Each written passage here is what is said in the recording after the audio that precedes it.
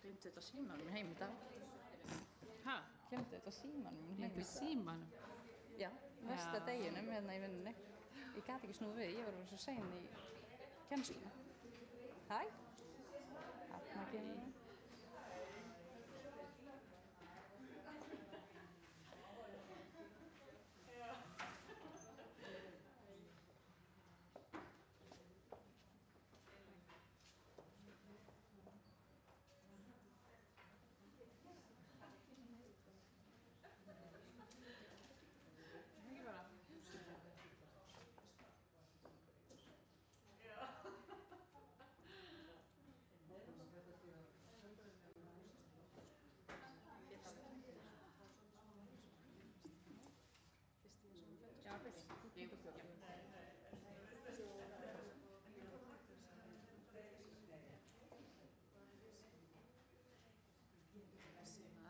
Nei, þetta þú, ég alveg. Ég alveg, hver þetta dóttir mig?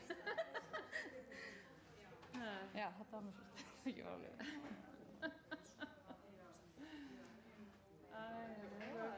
Góðu við mig.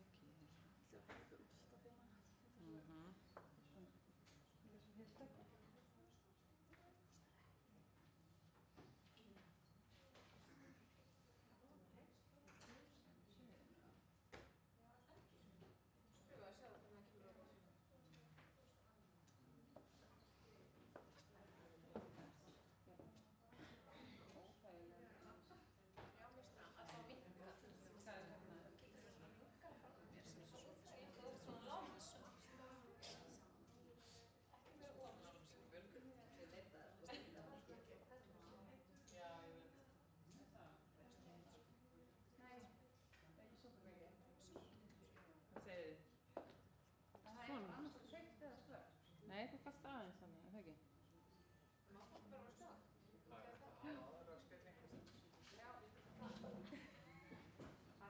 Ef við kannski bara hafa slökkt og svolítið kósí. Já, kósí.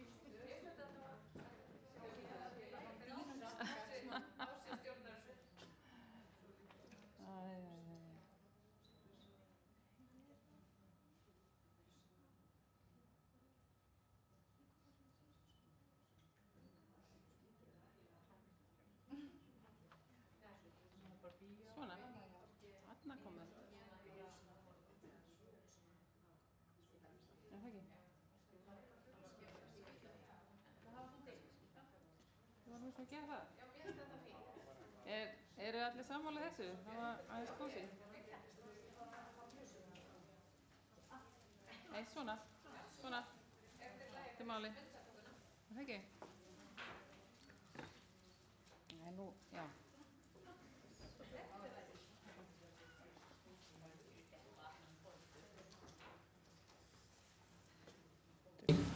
Offituna vegna þess að þetta náttúrulega sá sjúklingahópur sem við erum að mæta í síauknum mæli og verður næstu árin og áratugi ef til vill og ekki veitir af að spá aðeins í máli varðandi offituna. Nú, seinni hlutin fer síðan meira í þetta sem tengist vinnuverndinni og okkar útbúnað og ég segi bara til hamingju með daginn og það bara mikil heiður að fá að koma og tala fyrir ykkur. Það eitt varðandi útbreiðslu offitu í heiminum og það það að við notum gjarnan BMI, þið þekkið þetta náttúrulega vel, líkamsþyngdarstuðullinn sem við notum gjarnan að því að hann talinn hvað besti mælikvarði, við verum að meta stór þýði, heilu löndin og bera saman BMI milli landsvæði og annað slíkt. En auðvitað vitum við það náttúrulega viss skekkja í honum, það að segja að við getum verið með vaxtarækta mann sem að metast hátt og með tiltölulega lágt fituhlutfall í háum BMI flokki. En það virðist, eða svona þeir sem aðhyllast BMI, að þeir líta sig svo á að þeir vera að meta stærri hópa á heilu þýðina þá hafi þetta ekki svo mikla þýðingu. Hitt annar mál að líkamsgreining, við notum gjarnan líkamsgreiningatæki bara eins og í okkur upp á Reykjavík og auðvitað margir sumstaðar í heilsugæslu og fleiri stöðum, að þá það eitthvað sem við ættum að horfa svolítið í til frambúðar. Það náttúrulega bara að mæla það nokkuð nákvæmlega eins og hægt hversu mikið fituhlutfall í líkamanum, hversu mikið vöðvamassa og svo framvegis. Þannig getum við líka metið eins og við þekkjum yfir tímabil. Segjum að einhver léttist ekki neitt en breytir ef til vill hlutföllum sínum varðandi vöðva innihald líkamanns og fitu innihald. Þannig að líkamsgreiningin jafnvel ennþá nákvæmara mælitæki vegna þess að eins og við þekkjum þá þurfum við að fylgja svolítið vel með fitumassanum eða heildarfjölda kílóa í fitu í líkamannum og það jú það sem ofita gengur út hann náttúrulega að glíma við uppsöfnun ofþyngdari formi offitu og ekki fitu forði. Nú, hérna vitnað í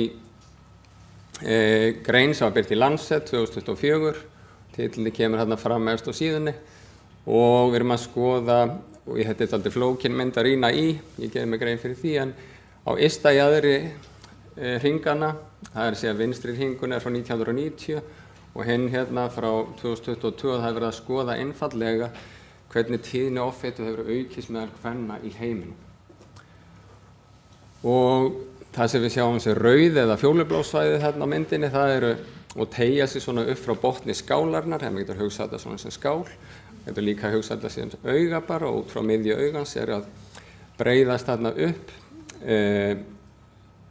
súlur út til hliðana og við sjáum til þess að við byrjum bara strax saman rauðu eða fjólubláu þessar súlur hérna á vinstri myndinni saman þær á hægri myndinni, þá sjáum við hversu ótrúlega mikið tíðni offitu hefur aukist og þannig verða sýnana í fjölda tuga prósent hversu tíð offita meðal kvenna í heiminum og ystalag hringsins það táknar bara mismunandi landsvæði í heiminum eða heimsálfur líka og þá hægt að greina fyrir hvert landsvæði fyrir sig hvað að gerast á hverju svæði þannig.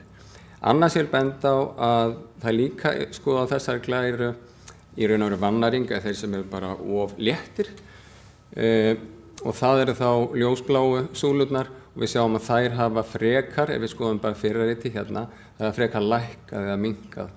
Eins og við vitum þá náðst árangur varðandi vannaringu og varðandi of létta einstaklinga síðustu kannski 2 áratugin allavega eitthvað svoleiðis. Og að samaskapi offitan að rjúka upp. Það eins og ekkert verði við ráðið. Eða hvað? Kallarnir, sama dæmi þar. Þar erum við með samskonarit, vinstara megin það sem var 1990 og hins vegar 2022. Og í raun bara sömu sögu að segja og það ákveðin svæði, kannski alltaf að geta þess í heiminum þar sem að offita hvað mest, eins og við sjáum súluna teygja sig þarna mest upp á jaðarinn, eða út til jaðarsins. Það eyjar í Pólynesiu sem kallar og það getur haft offitutíðni alveg yfir 70%. Það að segja að það sé 70% fullorðinna sem með BMI fyrir 30. Gott og vel, þetta aðeins til að glögga okkur á bara hvernig heimsmyndin og hvernig það þróa síðustu 2 áratíu. Hvað með Ísland? Jú, við erum með rannsóknina Heilsu og líðan sem gerðir á embætti landlæknis sem reglu ára millibili og við sjáum eins og til dæmis á þessari mynd að þróuna frá 2007 til 2022 og þarna súlur fyrir karla og konur og við sjáum það að það strax svona augljóst að myndin að dæma að það tilhneigingi þá átt að offita sé að aukast hér á landi og við gerum okkur einn fyrir því og líka töluvert mikið eins og sjáum við yfir þetta ára tímabil. Þannig að ég tek dæmi bara konurnar frá 21,4%, þar að segja að það sé svo offitutíðni sem var í gangi 2007 yfir í 29,1% árið 2022. Þetta er dálítið hressileg breyting og samaskapi líka auðvitað og köllunum og jafnvel ennþá meiri ef eitthvað er. Þannig að þetta er vaxandi hópur einstaklinga og við erum að þjónusta þessa einstaklinga í heilbrigðiskerfinu og við komum betur að því kannski eftir. En þetta er svona bara til þess að hafa bak við eyra hvernig hlutin hafa þróað síðustu árin bæði á heimsvís og eins hérna heima við hjá okkur. Og þá liggur beint upp að spyrja, hvernig tökumst þið á þennan offitu faraldur? Það er bara faraldur, þetta er ótrúlega aukning. Hversu litið er í heiminu nánast? Og hvernig stöðum við einfallega þessa þróun?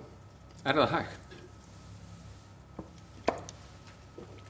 Já, hvað segir þið? Er ekki einhver leið út úr þessu?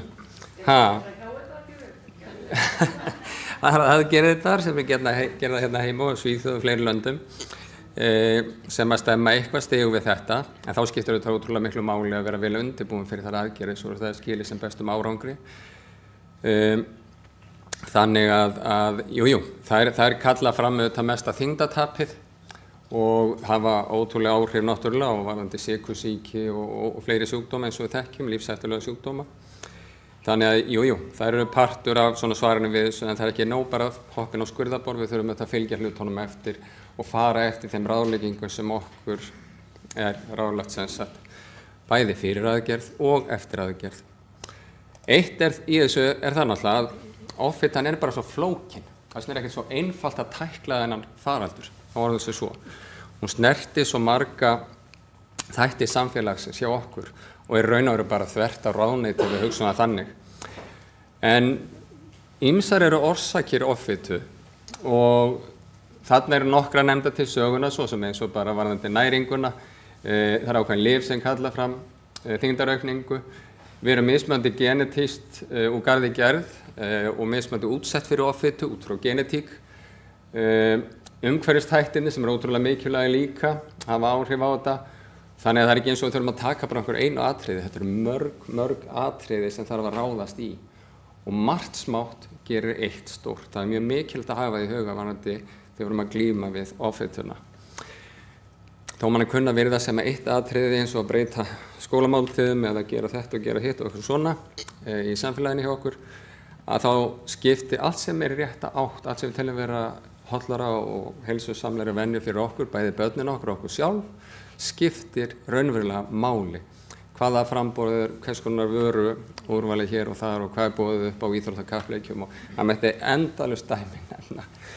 Þannig að nægur tækifærin á mörg að taka en margt smátt gerir eitt stórt og við ætlum svo sannlega ekki að gefast upp, við ætlum að breyta því sem hægt er að breyta.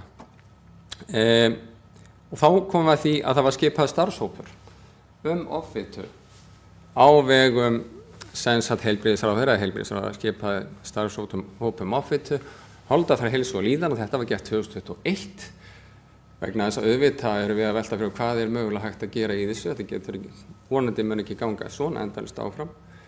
Nú, það var þannig að vegna COVID og verkefnastöðu að þá var fyrsti fundurinn ekki fyrir í september 2022 eins og kemur hérna fram og skýrslu var skilað inn í mars, svona febrúar-mars 24 og þessi mynd var tekin við það af því tilefni og þarna vantar á einhver á myndina og margir góðir voru þessari nefnd, þarna vantar til dæmis Erlu Gerði Sveinsdóttur og ef til vill fleiri. En allavega þarna var samankominn faghópur sem tók sig saman og var að fara yfir máli varðandi þróun áfættumál á Íslandi og hvað getum við gert. Hægt er alltaf svo við svona starfshópa að það kom einhverja niðurstöður frá þeim og svo er ekkert gert eða einhver hreint í framkvæmd eða takmörkuður hreint í framkvæmd, svo séu sanngjörn. En vonandi verður breyting hér á. Það kom út sem sagt þessi skýrsla frá okkur sem var tilbúin þannig í febrúar 24 og var aðgengileg á stjórnaráði.is til dæmis ef fólk glögg að sjá til hvað aðgerða erum að mælast til þess að verið gengið til. Og markmiðið, þarna bæst við nokkrir ferningar þessa klær, einhverju hluta vegna, en þau markmið í stuttumáli sem að starfshópurinn leggur upp með varðandi skýrsluna sína og í framhaldinu að Ísland setji sér langtímastefnu til ársins 2034, tíminn líður, þar sem hugað að almennum lýðheilsuaðgerðum með áherslu á aldurshópinn 40 ára og yngri á að standa þarna. Það að segja að þá erum við að reyna að ráðast á þann hóp sem að þegar tíðin offitu fer hvað mest vaxandi. Eins og við þekkjum þá hækkar BMI með aldri, en svo eftir kannski 65-75 ára aldurs, eitthvað svona, þá fer það að staðna og svo fer svo aðeins niður á veg út af þessum sjúkdóm og slíku sem fólk fær í ellinni. Allavega, að ráðast á þennan aldurshóp væri mjög gagnlegt, eða sem ráðast til aðgerða til að hjálpa þessum hópi verið rétt orðað líka. Nú, svo líka að setja markmið að varða aukna þekkingu og orsökum meðferð offitu meðal heilbrigðs starfsfólks. Það nefnilega þannig að við erum ágætlega menntuðu öll sem heilbrigðs starfsfólk, en svo má alltaf bæta við sér þekkingu og tilteknum sviðum eins og meðal til dæmis offitu. Þannig að við hefum verið gagnaði bara bæði upp á það að skilja hvað liggur á baki hjá þeim sem að glíma við offitu og eins þegar við erum að þjónustað og auðvitað í heilbrigðiskerfinu. Og þetta líka sögur sem við höfum heyrt eins og bara Reykjalundum að fá til okkar alls konar fólk auðvitað. En eiga sammerkt að vera glíma við aukakílóin og hafa alls konar reynslusögur, bæði innan úr heilbrigðiskerfinu og víðar auðvitað í alls konar þjónust út í bæ og í fatabúðum og flugvélum og guð má auðvitað hvað. En það eru líka reynslusögur innan heilbrigðiskerfisins sem að þessi fólk hefur upplifað einhver svona smánun eða einhver svona niðurlægingu eða eitthvað þannig að þið líður ekki vel með þá nálgun. En auðvitað gengi út frá því að flesti sé gett bestar auðvitað og bara mjög vel. En þetta samt dæmi og við höfum ekki líta fram hjá því. Það skiptir máli. Og markmið sé unni gegn fitufordómum og mismunun á grundvelli holdafars meðal heilbrigðisstarfsfólks og auðvitað í samfélaginu. Og hvernig gerum við það? Auðvitað með uppfræðslu og fleiru. Þannig að við köfum ekki á dýptina í hvert atriði fyrir sig, en nefnum bara svona helstu yfir hugtökin hér. Og svo það þetta að reyna að fjölga meðferðarúrræðum fyrir einstaklinga með offitu og bæta aðgengi að þjónustu. Og það er ekki alltaf samfella í þjónustunni. Allavega, þetta voru svona meginpunktandi, það eru fjölmargir aðrir punktar, en síðan var skipað verkefnastjóri til þess að halda áfram með framhaldsöguna. Hún var skipuð í janúar þess ári, skilaði sínu starfi í júní, átti að starfa í 6 mánuði og hún skilar af sér svona tillögum að aðgerðum, eða aðgerðar áætlun sem núna liggur inn í ráðuneytinu og til frekari rýni þar áður nú fyrir samráðsgátt. Þetta stutta útgáfan sögunni. Þannig að vonandi eitthvað að gerast og við sjáum í hvað formið það verður. En þetta allavega startinn á borði ráðuneytisins eins og Aðeins að staldra við þetta með fordómana og skömmina sem fólk hefur þegar það að glíma við offitu og áföllin sem það hefur lent í vegna þess að í sumum rannsóknum að þá hefur niðurstöður hafa bent til þess að það ákveðin tengsl milli þess hversu mörg áföll eða hversu alvarlega áföll fólk fyrir gegnum og hvort það sé útsett fyrir offitu. Það virðist vera sannarlega. Og þetta fólk ofan í það upplifir sem fordóma gagnvart eigin holdafari sem náttúrulega alveg magnað. Fer inn á samfélagsmiðlana og öll símanotkun í dag og guðum að vita hvaða skilaboð fær það þar og svona mætti lengi telja. En allt hefur þetta áhrif á þetta hvernig fólki líður og hvernig gengur síðan að takast á við offituna og allt sem að því fylgir og líka bara þetta með að leita sér stuðnings og svo framvegis. Þannig að auðvitað verðum við bara að sýna þeim skilning eins og öllum öðrum, sá sem fótbrotnar eða sá sem verður fyrir einhvers konar hnjaski eða fær ákveðin sjúkdóm eða krabbamein eða hvað sem þetta bara fólk eins og við. Við notum mismunandi ef til vill svona coping-mekanism, þar að segja að ef einhver lendir í áföllum fyrr á lífsleiðinni að þá getur hann verið útsettur fyrir því að neita matar sem náttúrulega sykur mikill eða fitu mikill og að deyfa tilfinningar sína, svona tilfinningarlegt át og sefur. Auðvitað, og það mikið þetta. Og hvers konar sömuleyti eins og við þekkjum bara við lífinu sjálfu, sömuleyti áfengi og aðra leyti eitthvað annað til þess að deyfa sig. Og þetta bara partur af deyfingunni líka, út af skömminni, út af fordómunum, út af öllum pakkana. Jæja, þá kom að því, erum við í íslenska heilbrigðiskerfinu eða ég bara tilbúin að takast á við vaxandi fjölda offeitra einstaklinga innan okkar veggja. Og þetta er svo ótrúlega þýðingamikil, að því að við nefndum það í upphafi míns máls að þetta náttúrulega hópur sem að fer stækkandi og fleiri sem greinast með sykursýki og svo framvegis. Og við erum að eiga við þess, eða semst að taka móti þessum einstaklingum og ætlum að veita þeim sem besta meðferð og stuðning og ráðgjöf og eftirfylgd ekki síst. Af því að þetta er bara langtíma sjúkdómur, eins og sykursýki eða hvaða dæmi við tekjum fleiri. Það þarf að fylgja því eftir.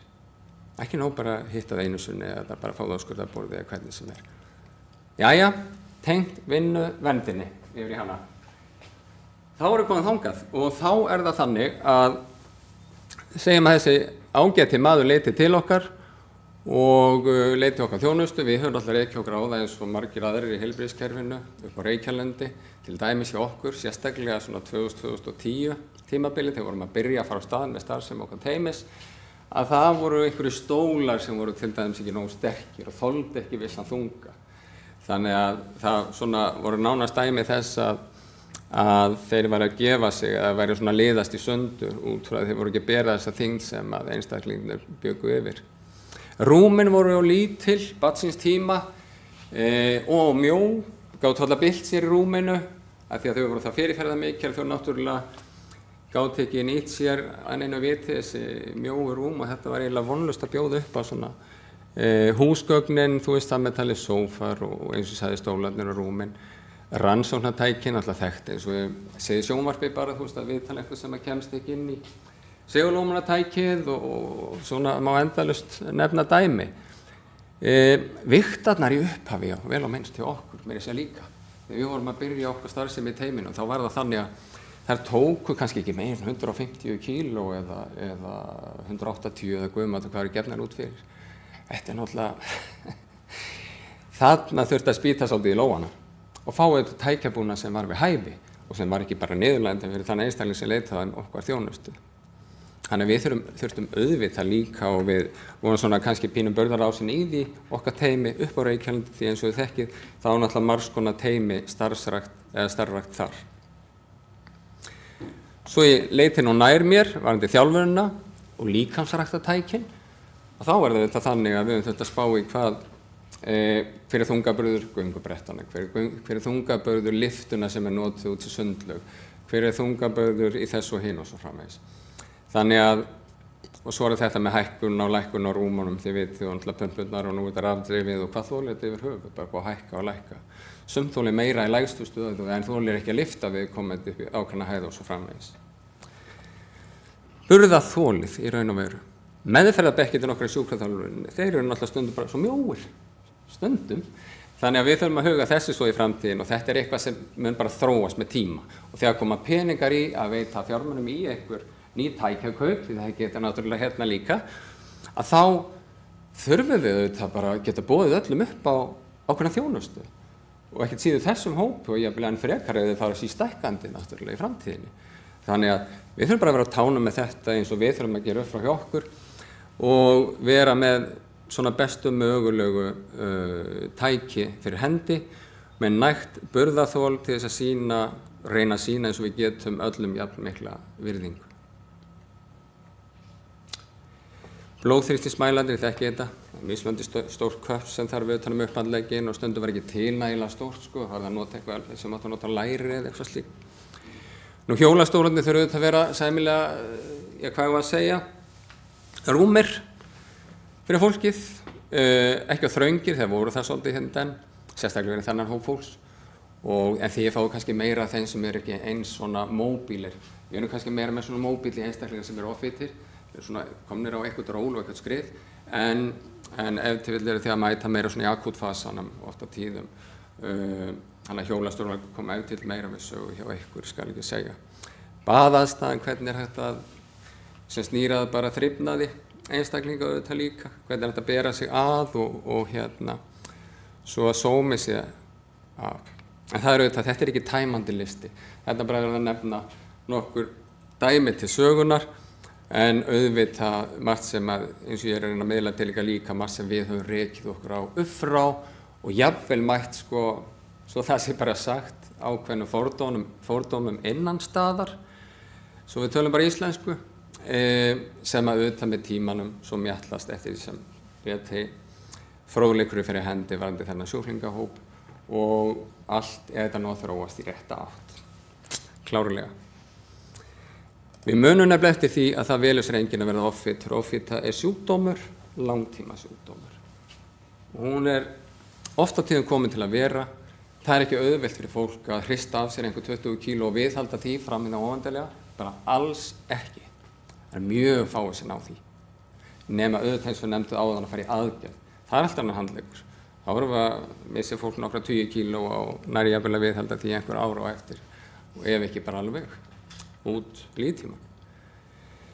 En, og talandi það, þá hefur náttúrulega, kemur kannski auðvitað inn á það eftir, en það þetta með áherslur í bara offitu meðferð og þetta varðandi hvað árangri fólk að ná. Eins og getur spurt okkur þeirra spurninga, hvað árangur í offitu meðferð? Hvenær erum við ána með það árangur sem fólk að ná? Framan af, frá svona 2010-15, var öll áherslan á að missa sem flest kíló. Það var mánuð. Til þess að hafa áhrif á sykursýkina, áhrif á þetta og áhrif á hitt.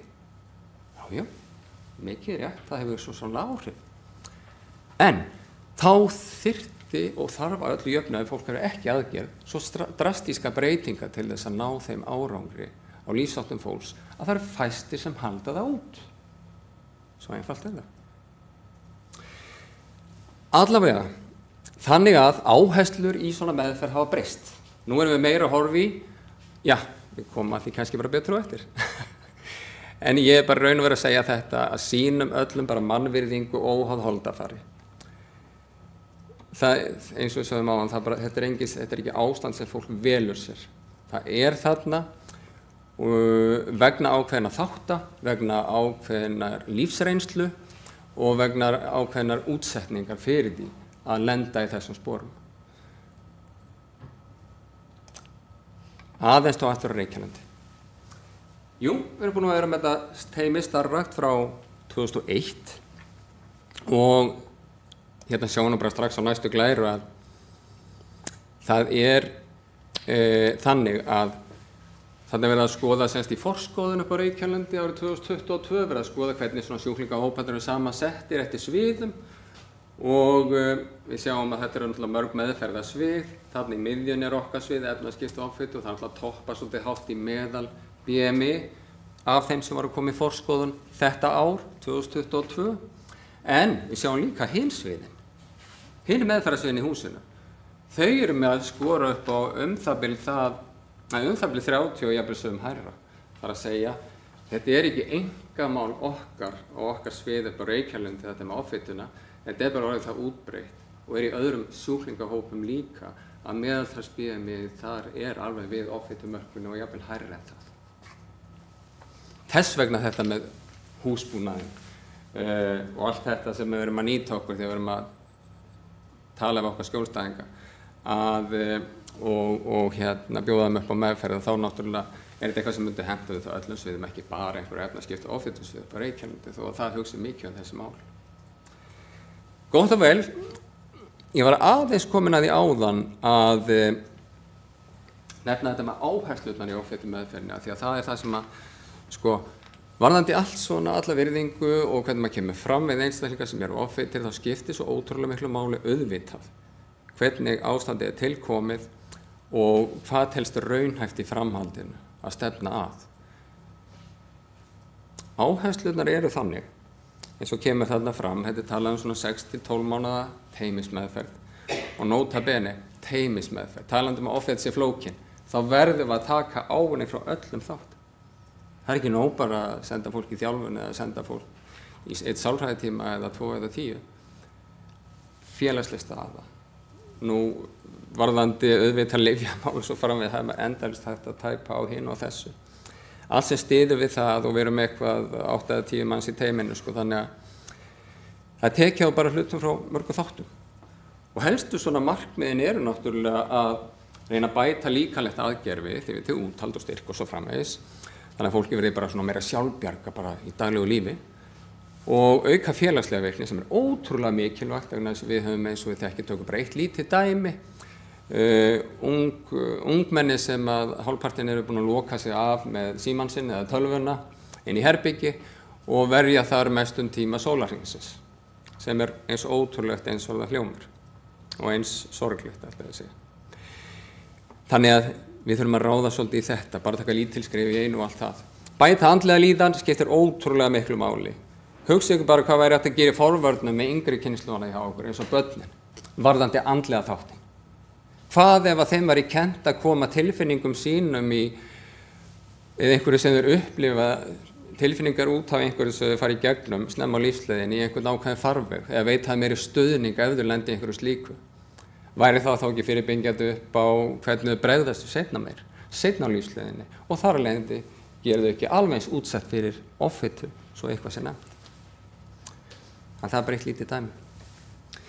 Nú, bæta næringarástand að sjálfsögðu vegna þess að sumir sem eru að glíma við offitu eru bara hreint ekki vel nærðir.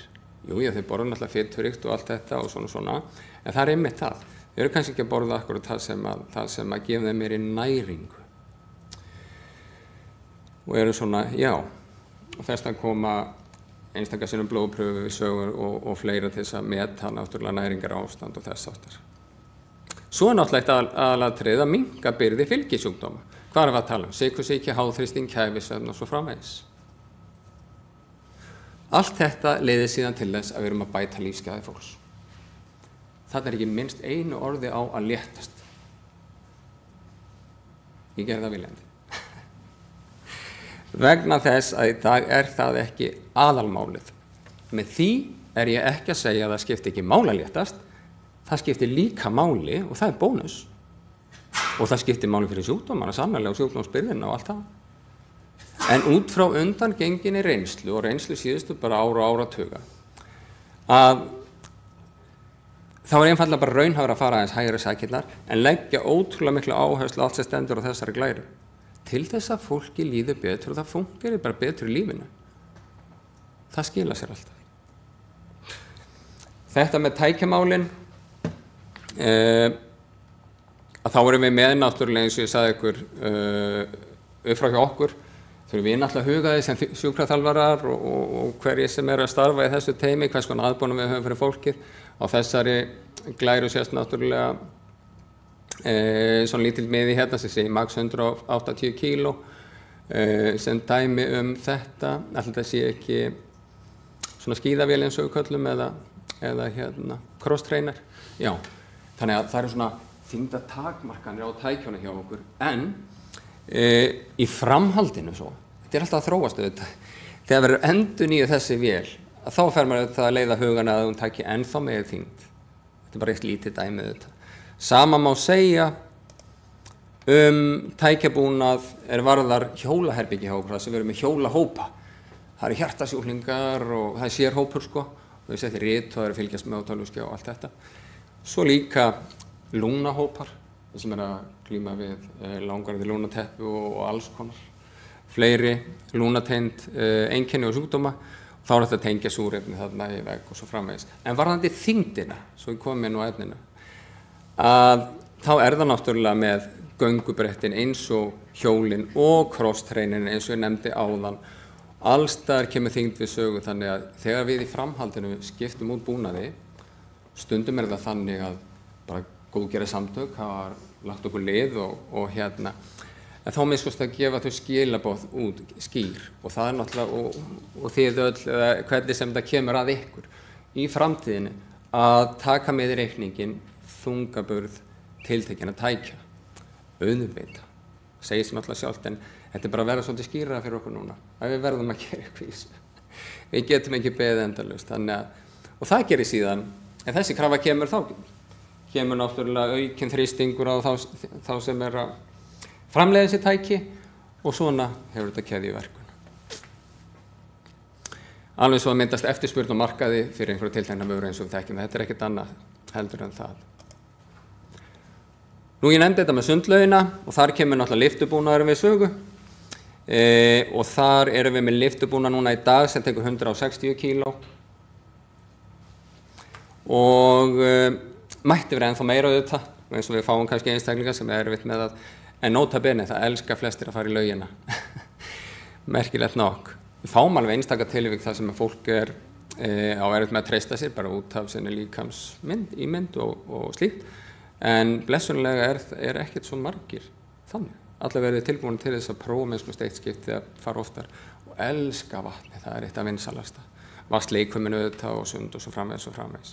Þannig að þetta ásalt að fylgjast með því. En allavega lyftubúnaðurinn hann tekur þó ekki meira en þetta. Þannig að það er eitthvað líka sem við munum huga í framtíðinni. En þetta var allavega að skrifa upp á við á sínum tíma. Þannig að svona þróast þetta bara lið fyrir lið. Og hérna síðan bara, þetta er nú aðallögin okkar stóra, 25 metra lögin og svo er það hinn sem er aðeins minni hérna sem við köllum meðferðarlög og er aðeins heitari. En það er líka auðvitað lyftubúnaður þarna eins og við sjáum. Já, akkurat. Og þá fyrir að líða að lokum. Þetta er svona að ég vildi koma svolítið inn á þetta með búnaðinn og eitthvað sem við höfum rekið okkur á í gegnum tíðina, það er svo sannarlega eitt og annað. Varðandi það skjólstækjahóp sem við höfum verið að þjónast upp frá og tækjabúnað og hvað þá líkansbeitingu, ég gerir ráð fyrir samkvæmt heiti fyrirlestra sem verður hérna á eftir og það verður eitthvað nánar inn á líkansbeitingunum þannig ég fór ekkert inn á það. Og örugglega mjög áhugavert að fylgjast með því.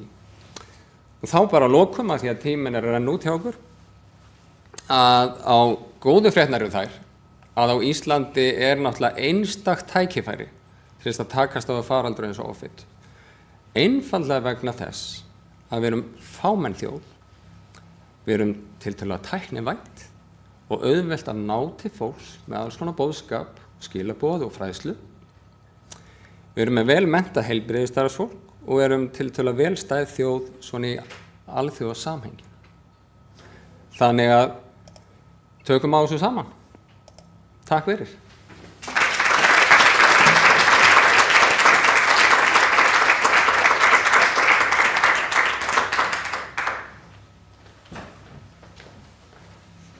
Já, takk fyrir Guðlaugur. Næsta dagskrá er Hulda Margrét Valgarðsdóttir með miðlægan hjálpartækjabanka og léttutæki fyrir sjúklinga í yfirþyngd.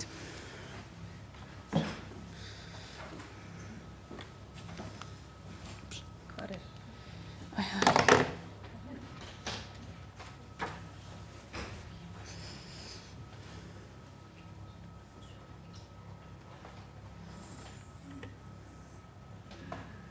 Svona.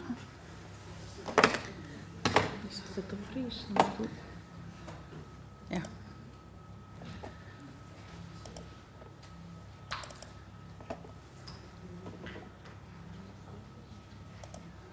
Kemur það núna? Nei. Það er að fara yfir eitthvað. Ok. Bara takk fyrir að bjóða mér að vera með ykkur. Ég heiti Hulda Margrét og er hjúkrunarfræðingur og verkefnastjóri á verkefnastofu. Og þær báðu mig einmitt að tala miðlægan hjálpartækjabanka eða léttitækjabanka og yfirþyngdarbúnað. Ég ætla að flétta því aðeins inn í þetta en mitt svona aðal áhersluefni á spítalanum eru þrýstingsáravarnir og þær koma alveg heilmikið inn á vinnuvendina og búnað og allt konar þannig. Þannig ég er að flétta saman svona pínu nokkrum þáttum. Og fyrst er mjög mikilvægt fyrir alla að vita hvað er þrýstingsár. Ég sé þetta breytast aðeins glerurnar, ég sé það. En þið sjáu ekki allan textan. Já, það er alltaf góð, ég segi ykkur þetta.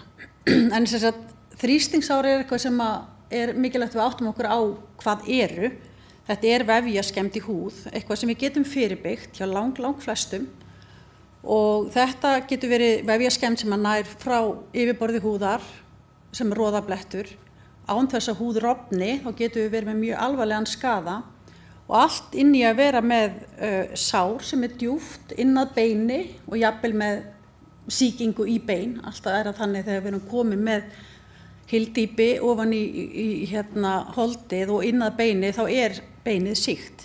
Þannig að þetta mjög alvarlegur fylgikvilli oft þess að vera með marga sjúkdóma eða sjúkrahúslegu og þrýstingsári eru ekki bara bundin við þá sem liggja bara í rúmi og þeir eru ekki bundni bara við aldraða, heldur geta allir fengið þrýstingsár og við sem vorum að vinna á COVID-tímanum og þeir sem notuðu mikið hlíðarbúnað hafa allir fengið vott af þrýstingsári eða þrýstingsári undan til dæmis möskunum, það er ekkert um að þrýstingsár. Af því að þrýstingsár eru afleiðing af þrýstingi eða sambland af þrýsting og togi og það mjög mikilvægt að maður átti sig á því að það eru orsakaþættir þrýstingsára og það kem ég einmitt að því. Mér finnst alltaf mjög mikilvægt að þess að toga þetta upp vegna þess að þetta eru þessi tveir kraftar. Það þrýstingurinn sem að verður, við getum hort hér á þessa mynd, að þá þetta beinið hérna ofan og neðanverðu dínan. Ímyndum okkur að þetta sé til dæmis bara spjaldhrygurinn og á milli beins og dínu og húðar eru mjúkveifir, húðin, vöðvar, sinar og ýmislegt fleira. Og þegar það verður, eins og við öll núna, við erum öll, þyngdaraflið að toga okkur að miðju jarðar, þið sitjið, þrýstingurinn hjá ykkur núna á setbeinin ykkar og ég ekki endilega viss allir viti nákvæmlega hvar setbeinin sín eru, þannig ég skora okkur núna að þreifa aðeins undir, þetta ykkar setbein, þið megið þreifa, þannig að finnið þið hvar setbeinin eru og finnið þið þrýstingin. Hjá mér þrýstingurinn niður á iljarnar, sem nú ekki mjög beinabert svæði, en beinabera svæði ykkar núna það eru setbeinin sem eru svolítið að kremja. En það sem þið eru að gera núna, þið eru öll að hreyfa ykkur, þið eru öll að skipta stöðu og þið eru að gera þetta ósjálfrátt vegna þess að þið eru að bregðast við þessum þrýstingi. Ef þið hafið ekki kraft til þess að bregðast við þrýstingnum, þá getum við farið að horfa svolítið meira á togið líka. Togið þetta sem gerist svona inn í vefjónum og má segja að það sé svona þrýstingur sem veldur, það svona innri vefirnir eru svolítið að togast til. Undirlagið, húðin situr oft eftir undirlaginu og síðan kremjast svona svolítið og beiglast vefirnir inn í.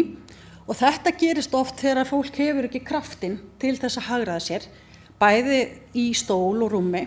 Og þið sjáu þetta mjög oft þegar fólk verður að síga niður í rúminu eða síga niður í stólnum og getur ekki leiðrétt svona í góða stöðu, að þá erum við að búa til tog og þá erum við með þetta sambland af togi og þrýstingi sem þá margfalt, við getum sagt þegar við erum búin að bæta togi og þrýstingi saman, þá erum við bara búin að auka líkurnar af þrýstingsári margfalt.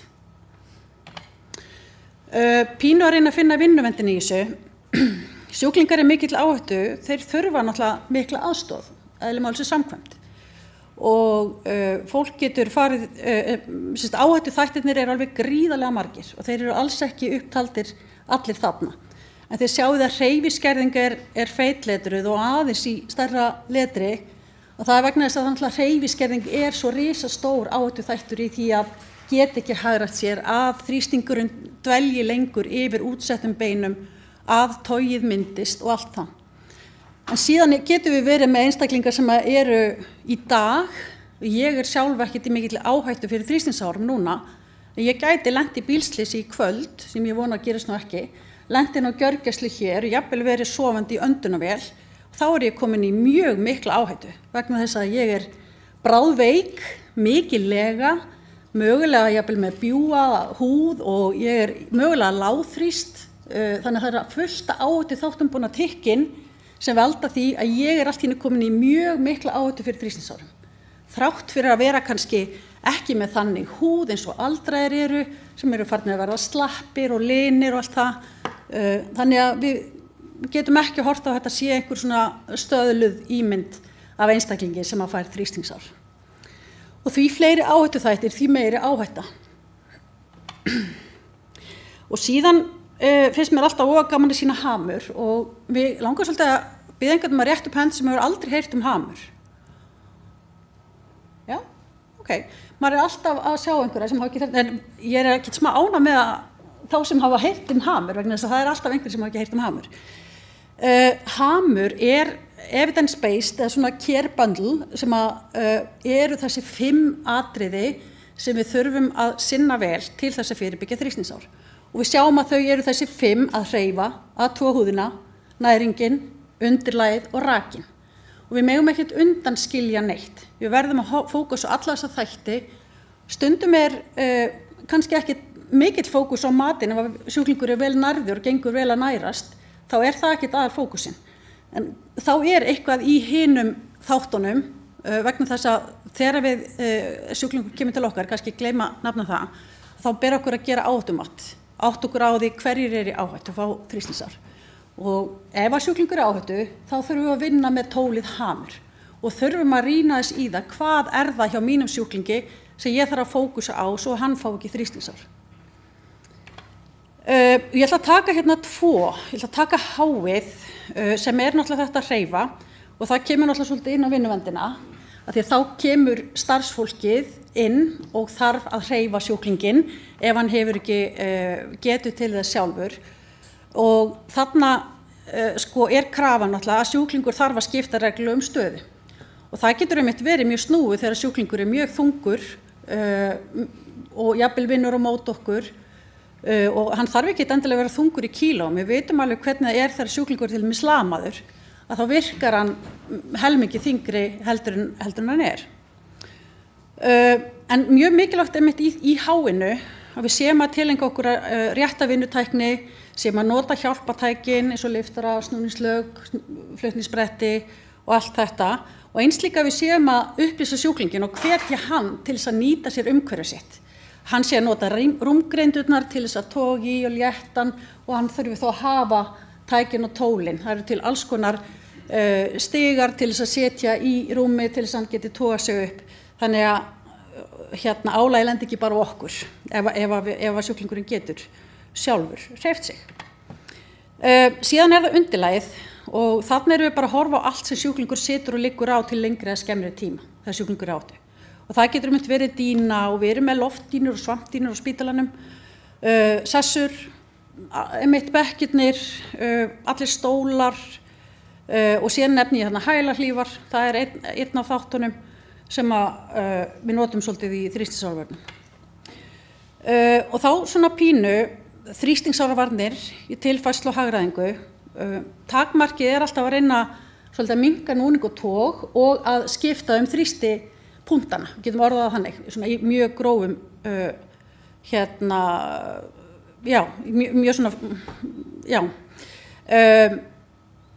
þannig að það mjög mikilvægt að hreyfa sjúklinginn, en það líka mjög mikilvægt að við skiljum við hann í stöðu þar sem hann upplifir hvíld, öryggi, vellíðan, ásamt því þegar við erum að hugsa hvernig hann liggur, hvort hann liggi á útstæðum beinum, hvort hann sé afslappaður, hvort hann hafi aðstöðu til þess að hreyfa sig sjálfur og að við munum líka tryggja það að hann sé ekki í þessari stöðu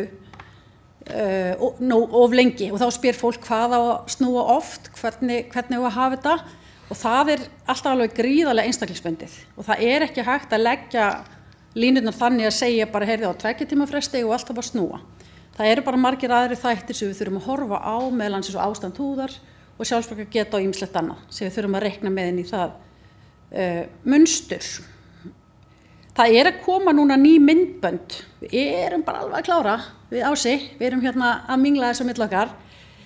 Þar sem við tókum upp í vetur og varum með hópur meðal annars fólk sem hér inni að taka upp myndbönd svona tengsli við þrýstingsárvarnir hagræðingu í rúmi og stól. Þar erum við svona pínu einmitt að tala þessa réttu setstöðu og 30 gráðu hlíðarlegu og ýmislegt fleira sem bara verið mjög skemmtilegt að geta kynnt frekar. Aðeins búnaðinn, við höfum aðeins verið í að endurnýja pínu búnað á spítalanum og erum ekki búin. Við skiptum út megninu af dýnum fyrir 2 árum síðan. Við erum samt enn með eldri dýnu sem við þurfum að fara að endurnýja. Við erum búin að kaupa inn slatt af nýjum rúmum, við erum samt ennþá með eldri rúm. Hjólastólarnir okkar eru ekki í góðum málum og við erum núna búin að fá fjármagn fyrir að endurnýja slatta af hjólastólum. Þannig að það er alveg eitthvað að gerast, en ég veit að við myndum öll vilja að þetta væri í miklu betra horfi. Það er alveg þannig. Það er búið að eiga sér stað alls konar umbóta vinna í tengsli við þrýstingsárvarnir og meðal annars svona leiðbeiningar það hvenær maður að nota hvaða dýnu, eins og við sjáum hér á þessum plaggi þar sem við erum með svona viðmið. En það er skortur líka búnaði og snúningslök eru til dæmis eitt af því og sem við þurfum að fara að fókus á að efla svolítið kannski notkun á snúningslökum, efla notkun á stuðningsbúðum og það er eitt af því sem við vorum til dæmis að testa svolítið í þessu verklagi og þessar myndböndum sem við vorum að búa til. Búnaði fyrir sjúklinga í yfirþyngdinni og það á eftir að líka greina fleiri búnaðarflokka. Við vitum til dæmis ekkert endilega mikið bað- og salernshjálpartækin, gönguhjálpartækin, flutningshjálpartækin, bara hver er staðan á þeim og hvað eigum við að þeim. En þá var næsta, það sem sagt var að hefjast núna verkefni sem ég er að stýra og við erum með alveg frábæran verkefnahóp í þessu. Þar sem að, þetta náttúrulega verður til þess vegna þess að það hafa oft komið upp krísur, getum við sagt, eða áskoranir á nokkrum deildum undanfarna mánuði á spítalanum þegar að sjúklingur er í mikill yfirþyngd sem kemur, mögulega mikið ósjálfbjargað, þarf mikla hjúkrun og það er erfitt að sinna honum þegar við höfum ekki tæki og tól, það er bara gefur auga leið. En þetta nýja verkefni var að hefjast núna bara í september, þannig ég veit að þið myndi vilja heyra miklu meira af því, en ég get sagt ykkur, við skiptum þessu, þetta er greiningaverkefni, þar sem við erum að greina nústöðuna og við erum bara akkurat í þessum tölu orðum að fara að gera það, hér er Sólveig. Þar erum við að fara að skoða og við ætlum að reyna að taka svolítið landi og miðin og þá segi ég landi og miðin, hvað áttu við? Við ætlum ekki bara að horfa bara á legudeildinar, til dæmis og horfa bara á rúm og hjólastóla, eitthvað þannig. Og ætlum að einmitt að reyna að útvíkka þetta svolítið í þetta, þú veist bara þegar að sjúklingurinn okkar er að fara í röntgen, þegar hann þarf að sitja á biðstofunni, þið veitir. Við ætlum að reyna að horfa á svona pínu stórt. Og nústofan verður mögulega tekin bara núna fyrir áramót, mér finnst það bara mjög líklegt, við reynum að klára hana, skiptum nústöðun upp í 2 fasa og síðan kemur þar og eftir þarfagreining og þá ætlum við að fara einmitt aftur út í feltið og spyrja hvað vantar, hver er þörfin, við vitum hvað við eigum, hvað vantar okkur. Síðan kemur umsýslan og ég veit að það er eitthvað sem er líka allir mjög spenntir að fá að heyra, hvernig ætlum við að hafa þetta, ætlum við að á hver deilda eiga sinn búnað? Nei, við vitum alveg að það gengur ekki, bæði er þetta miklu dýrari búnaður og mögulega þarf ekki á honum að halda nema kannski þú veist, hluta af honum, þú getur ekki bara átt alveg baðstóla og þið vitið, liftara og alla græjur, það er bara ekki raunhæft. Þannig að hugsunin okkar í þessu verkefni er að þetta verði miðlæg umsýsla. Og hvernig það verður útfært, það er eitthvað sem þarf að koma í ljós, vegna þess að það er verkefni sem við settum í svona vor, að vonandi verðum við búin að þarfagreina og átt okkur á því þá, hver staðan er, bæði hvað við eigum og hvað við þurfum. Og þá ætlum við í þessum hópi að reyna að rýna svolítið í það hvernig við getum haft umsýsluna miðlæga og afurðin náttúrulega af þessu verkefni er að sjálfsögðu greiningarskýrsla þar sem við sýnum fram á hvað við eigum, hvað við þurfum og hvernig við ætlum að hafa þetta miðlægt og hvað við þurfum til þess. Þú veist, þá þurfum við fjármagn og mannafla og húsnæði og ýmislegt annað. Þannig að þetta verkefni er bara rétt að byrja. Og þetta er stórt verkefni og maður alltaf þegar maður byrjar á einhverju svona verkefni það áttar maður sig á því og þegar maður er að tala hluti sem að varða allan spítalan þá er þetta risavaxið verkefni. Miðlæga þjónustan, það er verkefni gangi á spítalanum sem heitir miðlægu lager og undir þessu verkefni hafa verið að skapast önnur verkefni og eins og ég sjá í svona, ég sé dollaramerki þarna, það er náttúrulega fjármagnið er alltaf stóri hlutin hjá okkur. Það er alltaf erfitt að fjármagna, breytingar á húsnæði, meiri mannafla, búnaður, En við erum að hugsa þetta svona svolítið sem stóra fílinn og við vitum að við verðum ekkert komið með miðlægan lager eftir korter en við erum til dæmis núna vorum að ljúka einu verkefni í Fossvogi sem raunverulega svona eins og brot af litlu nöglinni á fílnum, litlu tonni, einhvers staðar ef hann með tær og neglur, ég veit það ekki. Þá vorum við að gera svona tilraunaverkefni miðla umsýslu á loftinum hjá skurðdeildum í Fossvogi. Og hugsun hjá okkur að reyna núna að fara að útvika á fleiri lyflæknisdeildir og þetta bara alveg fyrsta skrefið í miðlægri umsýslu. En við ekki komin lengra og við að reyna að hugsa þetta, að reyna að slökkva svolítið aðeins eldana kannski það sem þeir loga og það oft það sem að gerist í svona verkefnum að við áttum okkur á því að það til dæmis brestir í bara ýmsum ferlum. Við áttum okkur á því að ferlar við viðgerðir, ferlar við þrif, ekki nógu skýrir, ekki að loka lúpunni, við getum orðað þannig. Þannig að þú veist, það verður alltaf tími sem þarf til þess að slípa vel ferla, átta sig á hversu mikið rými þarf ég, hver á að sjá að farga hlutunum, hvernig eigum að geyma ónýtu hlutina, eigum að fara með á strax í þetta. Það kom alltaf miljón spurningar þegar maður fer í verkefnavinnu. En þetta eitthvað sem við allavega sem vinnum að þessu verkefni höfum bara náttúrulega mikinn vilja og það búið að tala þetta í 20 ára og bara að það verði að vera miðlæg þjónusta og miðlæg umsýsla, miðlægur lager, hjálpartækjabanki, léttitækjabanki og ég veit ekki hvað þetta hefur fengið og það hafa alveg sprott upp fullt af verkefnum í tengslu við þetta og það og einmitt enn eitt verkefnið í gangi og fólk alveg hvað haldið að komi eitthvað út úr þessu. En við reynum að vera bjartsýn og reynum að horfa fram á veginn og reynum að taka bara lítinn bit í einu og reyna að hafa hann svolítið góðan og þannig getum við byggt ofan á. En við ekki komin í þessa miðlægu umsýslu, ég veit ekki hvort ég sé að valda rosalegum vonbrigðum hérna, en þetta mun taka tíma og við að vonast til að mögulega verðum við búin að skýra einhverja ferla þegar við förum í nýja spítala vegna þess að þar hugsað að það sé miðlæg umsýsla og þá þurfum við að vera búin að slípa ferla og slípa hlutina og vita hvað við viljum og hvernig við viljum hafa hlutina. Ég ekki með meira. Bring it on. Hlýtur einhver að hafa skoðun á þessu. Nei. Já. Nei. Ég veit, já.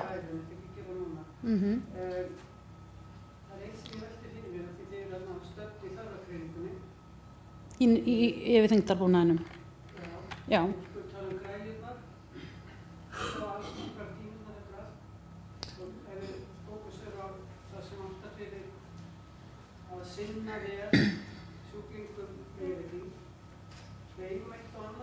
Já. Þróast á þetta árum, þessu klára. Við eigum eitt annað en við vitum hvað það er. Einmitt. Við langar að vita, þið að fókusera eða einhver annar fókus að vinna að því að setja, þetta nefnilega bara just do it verkefni í mínum huga, setja niður kerfi, einfalt kerfi, þar sem við getum sagt, já, þarna liggur þetta og þú kæri stjórnandi eða starfsmannur, þú veist þá hvernig þú sækir það og hvað. Já, það náttúrulega hugsunin með umsýslunni. Já. Já.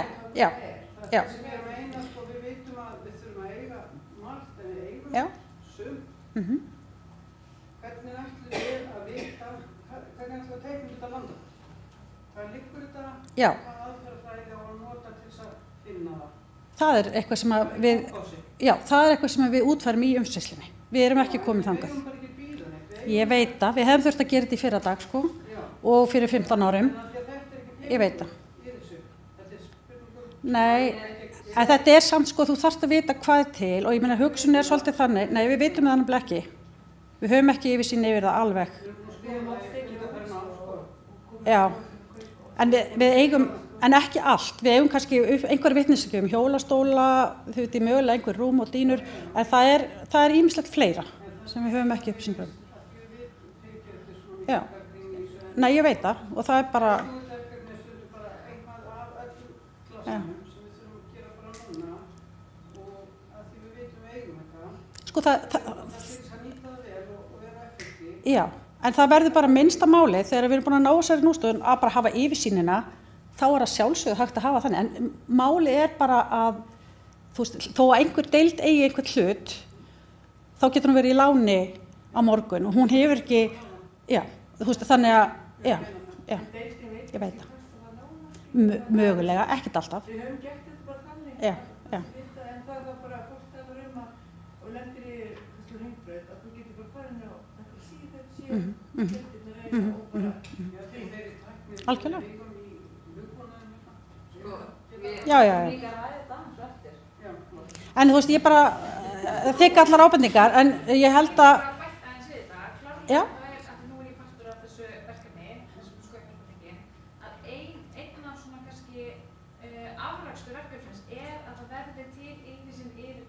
Algjörlega. Það bara strax í næstu viku þegar ég bara kynna fyrir sjúkraþjálfun á Fossvogi að Fossvogur verður fyrsta húsið sem tökum og þá verður til bara listi við fyrir byrja leigudeildunum, þá verður listi frá öllum leigudeildum Fossvogi hvaða tækjum til og við bara þá sem tæki sem taka fólk sem í ofþyngd, við erum ekki að tala með öll þessi hefðbundnu tæki sem til en bara þessi sértæku tæki við gerum því miður ekki ráð fyrir þessi listi verður langur.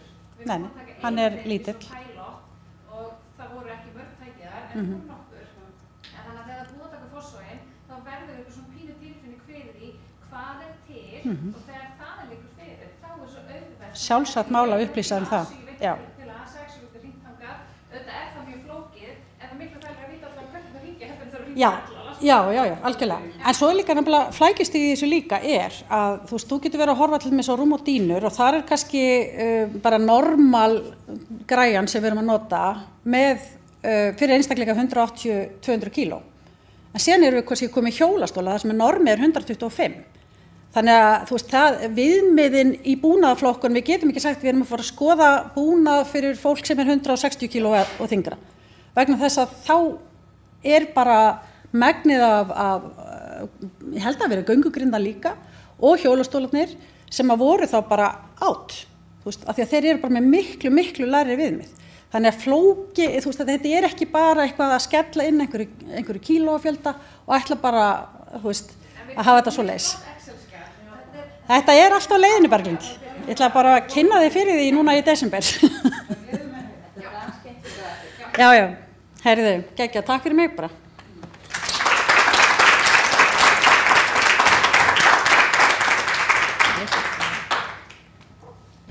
Heyrðu, þá bara kaffihlé og svo komum við tilbaka korter yfir 2.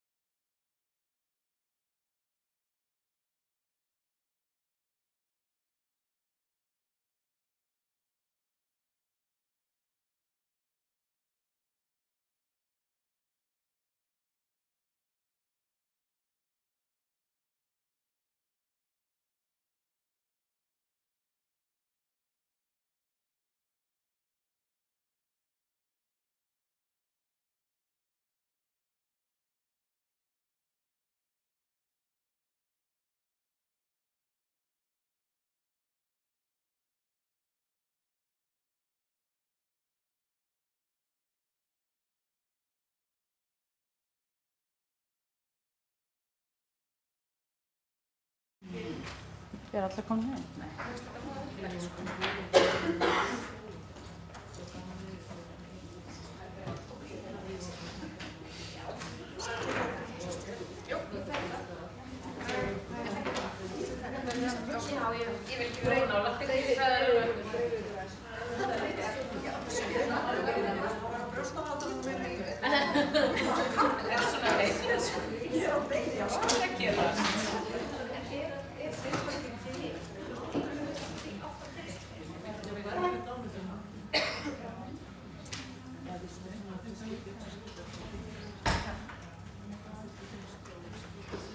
Kynna sjálf á mig. Æ, bara byrja. Æ, býða bergliti.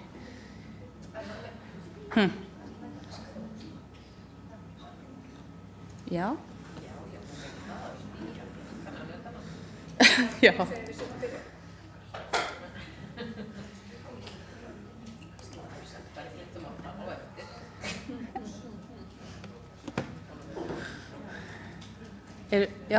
Já, þannig að koma. Heyrðu, þá ætla ég bara að kynna sjálfa mig.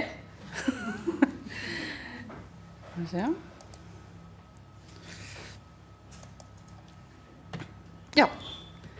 Við starfsmanna sjúkraþjálfarinn settum saman smá fyrirlestur líkamsbeitingu og léttitæki sem til staðar og líka nokkur ráð til þessari léttiála. Ég ætla að kynna þetta en Elsa var með mér. Svo fengum við smá efni frá góðum þáttökundum líka.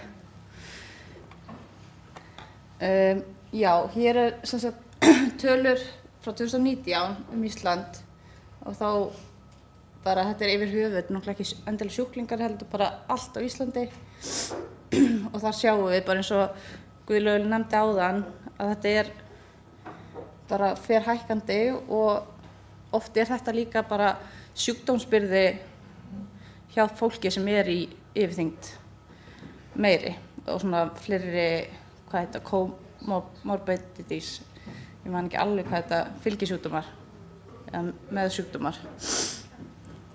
Og við þurfum líka að vera tilbúin að takast á við þetta, sama hvort það sé vinnuverndin eða þjónustan.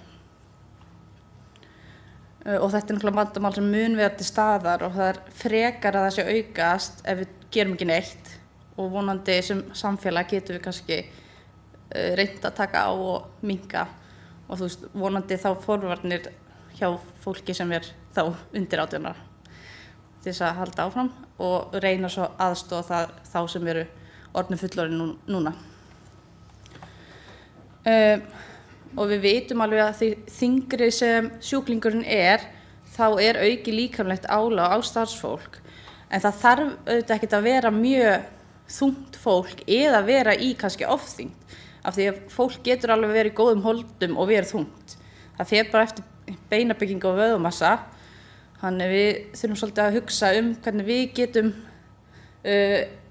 veitt okkur öryggi ásamt því að veita sjúklingum öryggi á sama tíma. Við erum bara að muna grunnatriðin á góðri líkamsbeitingu og það að við viljum halda okkur í miðstöðu, öllum liðum. Við viljum nota stóru og sterku vöðvana okkar í rass og læri og við viljum vera líka nálægt verkefninu og við viljum ekki vera að snúa upp á okkur, heldur snúa að verkefninu sem við erum að framkvæma, þá hreyfingunni og ætlum ekki að lyfta neinum. Eins og þið sjáu, regla númer 1, aldrei lyfta. Og öryggi starfsfólk og sjúklings alltaf í forgrunni. Þannig við þurfum að hugsa bæði okkur og sjúklinginn. En það gerir náttúrulega engum gagn ef við dettum út. Það þýðir bara að það færri hendur til þess að vinna erfitt verk. Það svona eins og við vorum að ræða áðan, hver nú staðan? Ég fékk sem sagt Excel-skjal frá Sólveig Steinunni, sjúkraþjálfara á Fossvogi. Ég ætla bara að opna það og sýna ykkur. Opnast hérna? Já. Já. þá sjáum við hér, þannig. Þetta eru hérna það sem er til inn á Fossvogi. Það er ekki komnar neina upplýsingar fleiri hús, eða það nokkuð? Nei. Nei, það er ekki búið með Fossvog. Þetta er... Og pluss þetta miðlæga sem til á B1. Já, B1, já. A7 og svo sjúkraþjálfun. Já, einmitt. Og ég sá hérna að hann væri eitthvað vantaði fótakvílur. Já. Já. Já. Það sem við erum búin að sjá er ýmislegt komið í ljós, tækin eru stundum til, en eins og þetta er bekkjarstóll, það Já. er ekki til bekkin eða á bekkjarstólinn og vantar báðar fótafjallir. Önnur var en hún var eiginlega bara hálf. Já. Það var bara játnið en ekki fjögur. Svona eins og getur gert oft hjá okkur. Þannig að það verður svona stórt ákveðverkefni fyrir höndum líka. Já. Taka saman niðurstöður. Já, þetta er svo sett það sem hérna er búið að taka saman og þið sjáu þá hvar það er og hvað þyngdina og þetta er bara mjög gott skjal.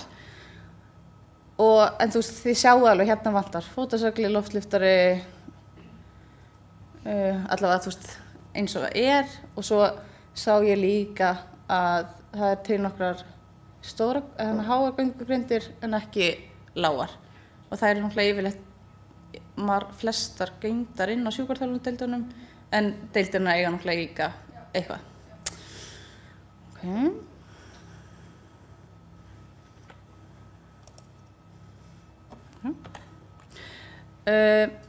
Þú veist, þessi listi er náttúrulega ennþá í vinnslu. Við vorum svolítið ræddum þetta, ég og Elsa, hvað á svo að gera við þennan lista af því þú veist, eins og Berglind kom inn á, við þurfum að hafa eitthvað núna. Við getum ekki alltaf verið að bíða eftir einhverju sem er að koma og er í vinnslu. Þannig við vorum að ræða saman að við hefðum kannski aðgang svo lista og gætum líka aðstofa að reyna að finna hvaða tæki eru til og það væri þá hægt að hafa samband við okkur, starfsmannasjúkraþjálfara, ef þú veist, þið finnið ekki listan og þá getum við bent ykkur á eða sent hann. Svona aðeins þess að létta á, það þarf ekki allt á sama einstaklingnum, henni Sólveig.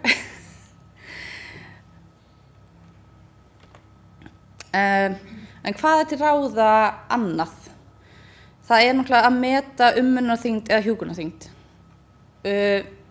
og þá að manna samkvæmt því.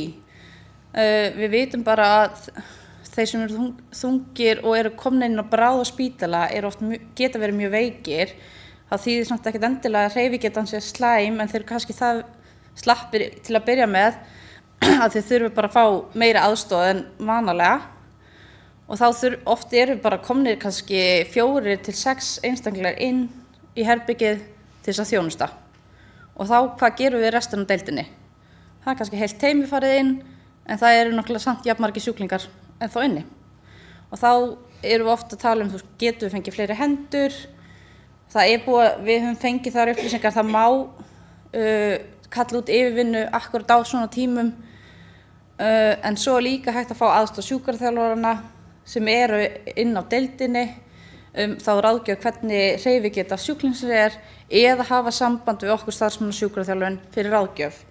Og ég verður að hrósa, voru 2 deildir sem kölluðu mjög fljótt á okkur, A6 og A7 fyrir á þessu ári og bara stóðu svo mjög vel og við fengum líka svolítið að fylgjast með sjúkraþjálfunum og þetta gekk bara ansi vel þessi samvinna. Sjúkraþjálfara, starfsmannasjúkraþjálfara og starfsfólk á deild. En við þurfum líka að nota léttitæki sem við eigum og þá þurfum við líka að ganga skugga að þyngd sjúklings og þyngdartakmark léttitæki stemmis. Eins og þið sáu þá eru seglin, þau eru til í mismunandi stærðum og þau taka mismunandi þyngdir.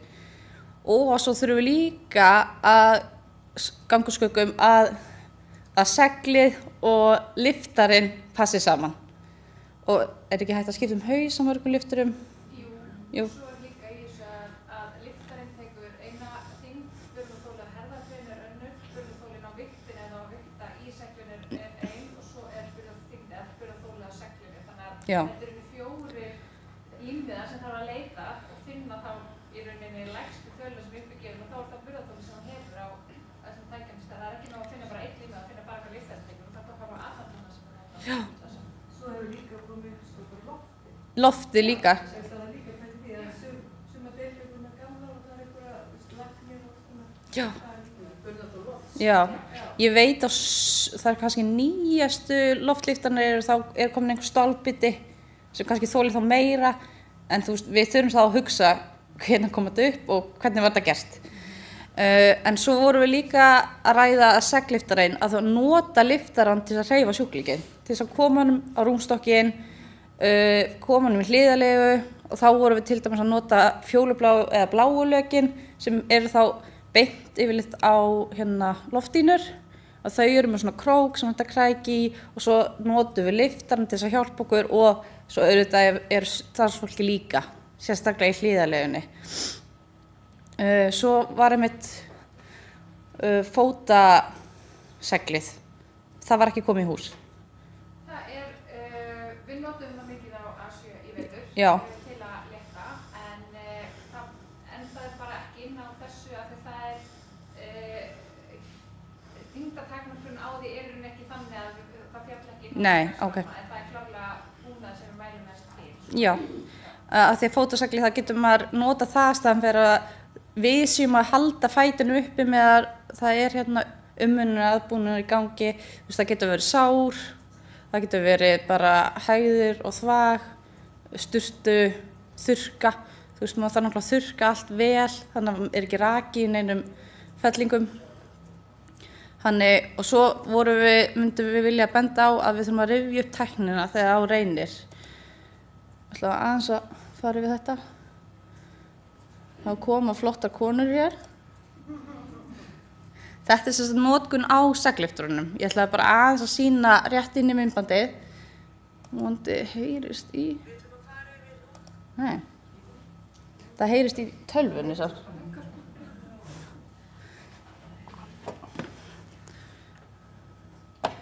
Já.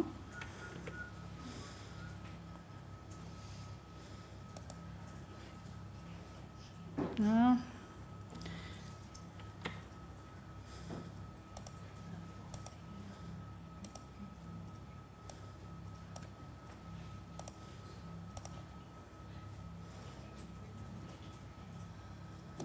Segliftara og þegar við erum aðstoða sjúklinga úr rúm og í stól að þá notum við segliftara ef hún getur ekki setið sjálft á rúmstólnum. Og seglin eru þannig að þau eru mishá ef fólk heldur ekki fyrir að þá þurfa seglin að ná yfir höfuð og annars getur þau verið lægri. Seglin hafa svona hámarksþyngd sem þau taka og einnig eru lyftandi með sína hámarksþyngd þannig að maður þarf að bera þetta saman því að það fer ekki alltaf saman. Yfirleitt setjum við seglið undir frá hliðarlegu og hérna sjáum við 2 grænar línur, stundum er 1 grá í miðjunni en það er ekki þessu þannig ég er bara meðvituð hvað er miðjan og við setjum sjúklinginn á hliðina, krossum fætur, össum hendurnar svona og berglinn tekur mjaðmir og herðar og svo setjum við hann seglið undir svona, höfum miðjuna sirka við hrygginn hérna og við staðsetjum seglið þannig að það fari bara hérna á rófubeini, ekki undir rassin. Svo kemur hún tilbaka hérna og ég getur herðar með mér svona og svo setjum við armana hérna undir lærin, nálægt hnjánum og passum að þetta sé ekkert krumpað og svo krossum við hérna þessi bönd hérna svo að fæturna fari ekki alveg sundur þegar við heim hann upp. Nú höfum við valið að nota loftliftara eða gólfliftara. Hér erum við með gólfliftara og setjum hann bara hérna undir og læsi hérna hjólunum. Þetta er mismunandi lykkjur, við notum bara sömu lykkjuna, notum hérna grænu og hérna notum við gráu, já, fyrir kannski hækka söðkapinn til að ná þessu. Og smellum undir. Svona. Og svo hífum við hann upp. En núna ætlum við að nota loftliftarann. Og hann er auðvelt að færa hérna til, fram og tilbaka. Og við setjum hann bara hér. Það situr vel hérna sem ekki krumpað við lærin. Höldum kannski hérna við. Og svo hífum við upp.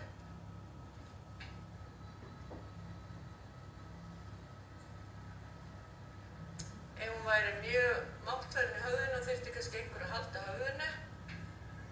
Það gengur fínt svona. Og svo setjum við hérna í stólinn. Svo ef við erum hérna með hjólastól, svona, að þá nýtum við okkur, hérna, stólinn hér, þá nýtum við okkur að halla stólnum hér, þannig að hún renni hérna alveg ofan í kverkina eða að Berglind ýti framan á mér ef hún væri að fara að leysa upp. Við gerum bara bæði, hérna, og svo þegar hún lendir þá bara bakka ég svona rólega, þessum að þetta fari ekki í höfuð á henni. Svona flott, flott. Svo losum við hérna seglið. Hérna. Lögum við fæturnar. Og þá er mjög auðvelt fyrir okkur að taka seglið frá. Tökum henni af, höldum. Svona. Og höllum henni fram. Og þá er þetta bara hérna laust af því hún sat ekki á seglinu. Og þegar við setjum hann aftur í segliftarann þá er nú að halla henni bara aðeins fram. Og við setjum niður hérna, alveg að. Og svo hér. Undir lærin. Hérna. Já, það þarf ekki að sýna meira.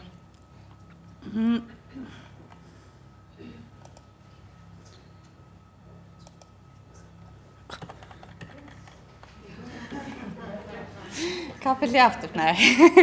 En það eru til fleiri myndbönd, ég held að við höfum talið hvað 20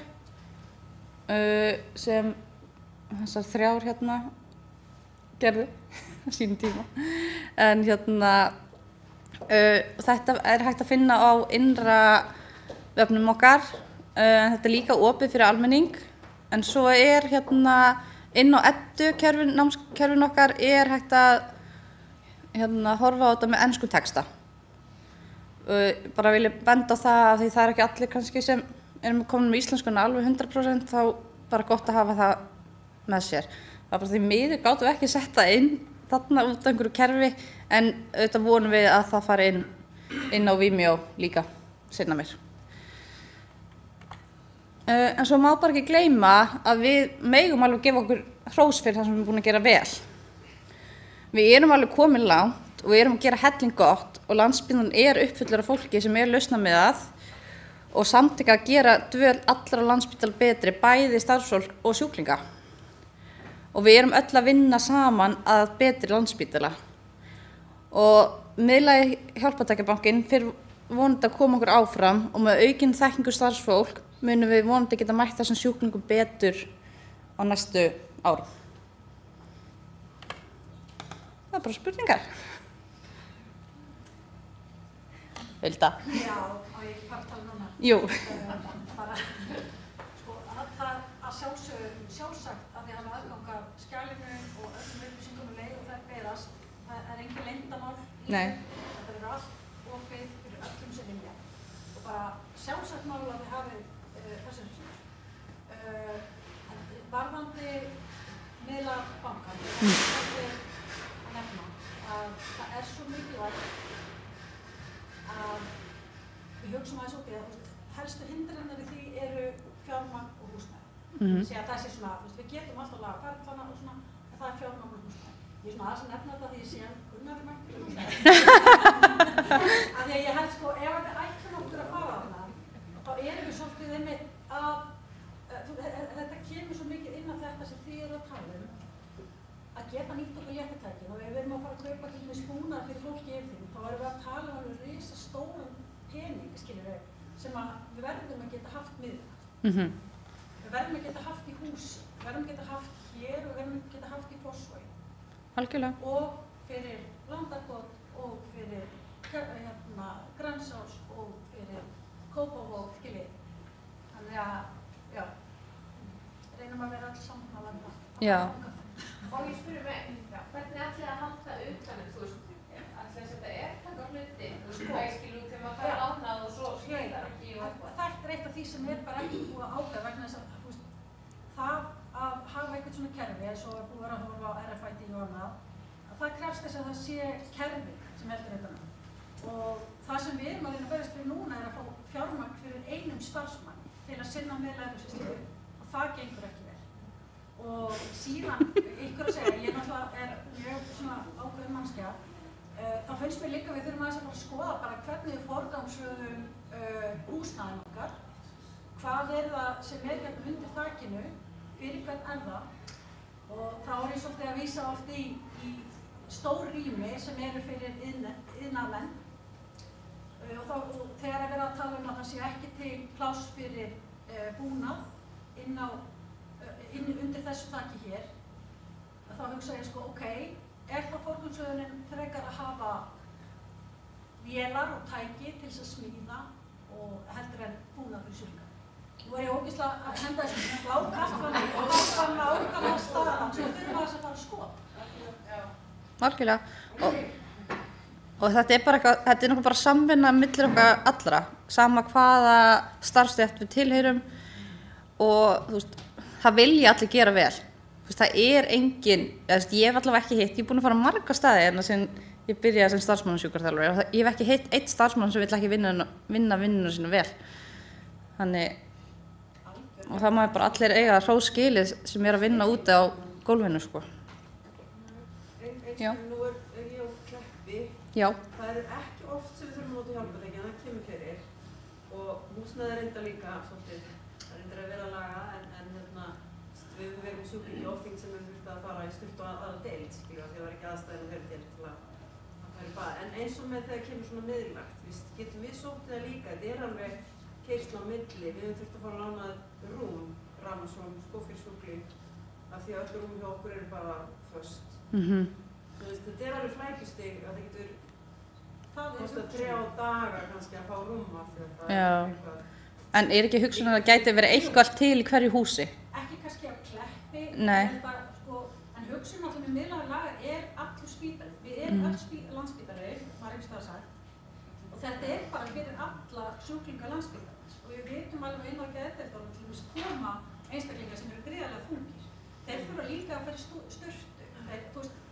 Þetta ekki bara bundið við fósfor og hringbraut, þetta allt. Ég var bara í gær að fá símtal úr Kópavogi, þar sem verið að tala svona hluti. Þannig að þetta allur spítalinn, við verðum að geta haft einhverja miðlæga yfirsýn, vita hvað við eigum, nota búnaðinn rétt, við ekki með þessa sóun. Þannig að við erum líka með mikla sóun í því að geyma eitthvað falið, af því að ég ætla að fá að hafa það í minni umsjá, af því að þegar mögulega kemur einhver sjúklingur í mars og næsta ári, þá vil ég vita hvað þetta En á meðan erum við ekki að geta nýtt hlutina. Og var ég alveg Þið eru hérna komið mannesku með ástríðu fyrir þessu verkefni. og ég held að við séum bara öll sammála að þetta gríðarlega mikilvægt, þú veist. En þangað til, þá þurfum við að vinna saman og vera með eitthvað miðlægan Excel-skjal eða eitthvað svoleiðis, þar sem allavega einhver sem getur, þú veist, hringt og allavega sagt, heyrðu, hérna listinn, þú getur hringt á þessar deildir. Berglind. Já, ég fagnar því að það áskrifa. Ég hef haft hana lengi, bara styrst mjög lengi. Ég sé alveg breytingar. Það svo sannarlega hænuskref þetta skott, eins og kom fram hérna á hann. Hann kíkir baksinsspegil og sjá og kappa fyrir okkur og þóðsokkur. Við hefum gert svo sannarlega margt gott. Við erum bara alls ekki komið nóg langt. Og þegar við erum að tala sóun og gerum það mjög mikið, þá þurfum að minnka sóun á spítalnum og sannarlega þurfum að gera það var það kannski fyrst og fremst mannafla. Og þegar við erum með dæmi svo í vetur, þar sem við fengum inn svona gríðarlega þunga einstaklinga á 7 og 6 og í einu tilfellinu þá fóru nokkrir dagar í leik, ekki hjá einum aðila, heldur mörgum starfsmönnum að leita liftara til þess að lifta viðkomandi sjúkling. Og á endanum, þið þekkið þessu sögu sem að vinna í þessu, þá fór það þannig að þá komu með nýjan lyftuhaus sem þoldi þetta á. Ok, það leystist. En það sem að mig langar að segja, því í þessu samhengi þá líka að tala þessa þessa flöskuhálsa. Það vantar fjármagn, það vantar fleiri fermetrar. Þetta þekkjum við öll. Og ég ætla bara að kasta fram spurningu. Og ég nú sterkur. Nei, það er áður kasta.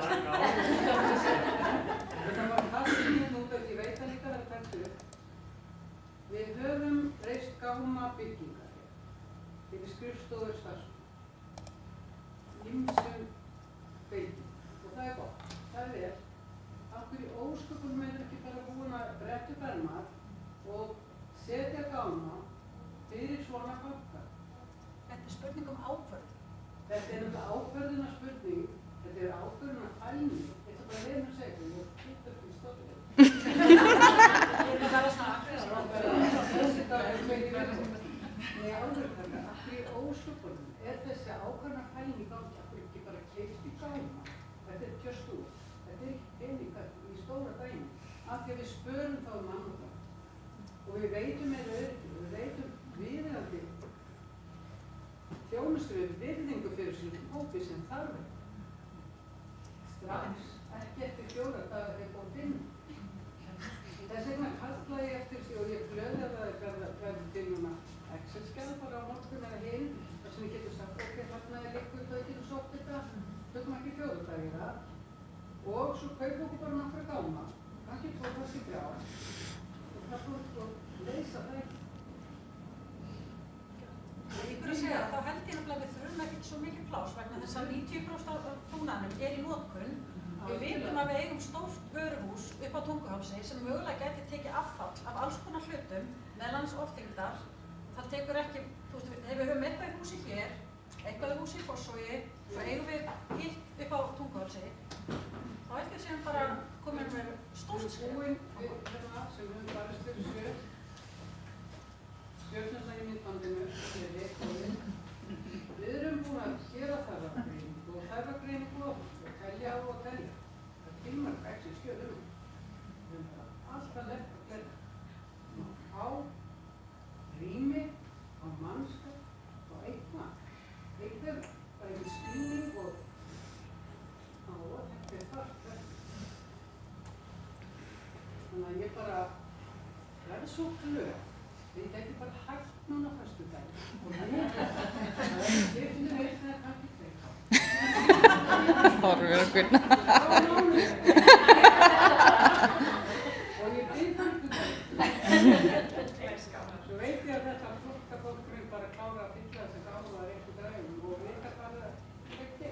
Og bara bygging þarf á græja halda, þá er það bara byggingar þjónustu sem verður að því að það er starfsmenn. Ég er ekki nú. Takk. Já, ef við ekki bara klappa fyrir okkur.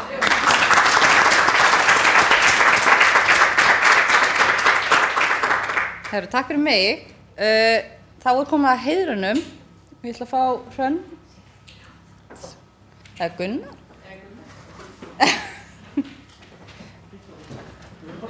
Það er saman, já.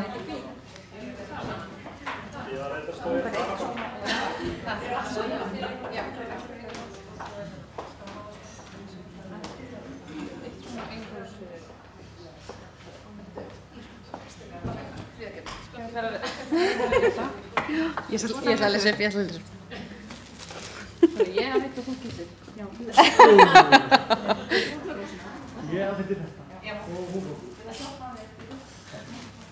Já, þú er að... Er eitthvað gámur á það? Ég að byrja að lesa? Já, það er betri gám. Ok, þá byrjum við þetta. Það er Gerður Beta, Manda og Ragnar María, forstöðuhjúkrunarfræðingar á bráða-, lyf- og endurhæfingu, hafa stutt vel við vinnuvernd á sínu sviði. Þær settu meðal annars í starfsáætlun þar að allar deildir myndu klára áhættumat og það hefur gengið mjög vel.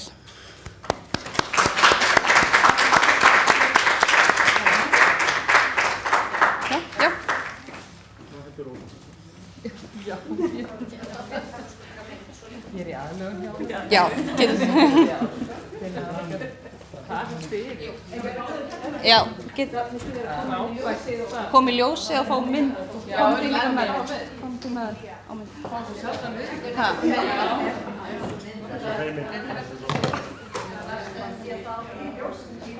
Aldrei hausinn minn fremst. Úps. Ég það fyrir marglega. Ég hvað þetta fín.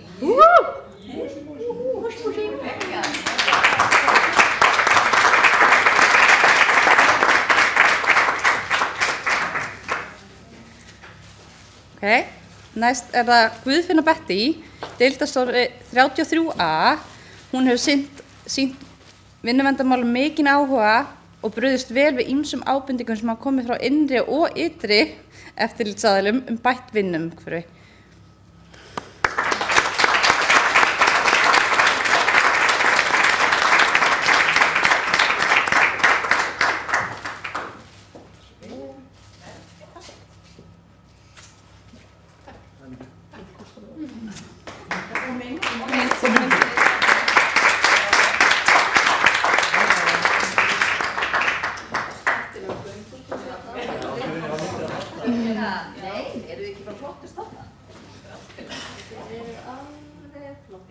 Ég held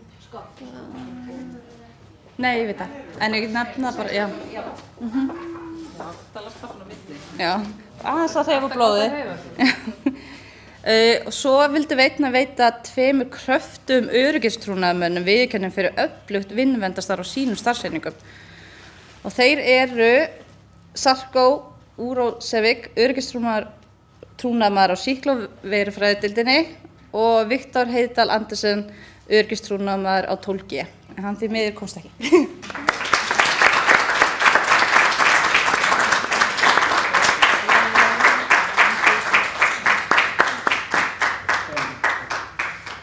Og ég mynd, já. Já. Það er bara... Það ekki.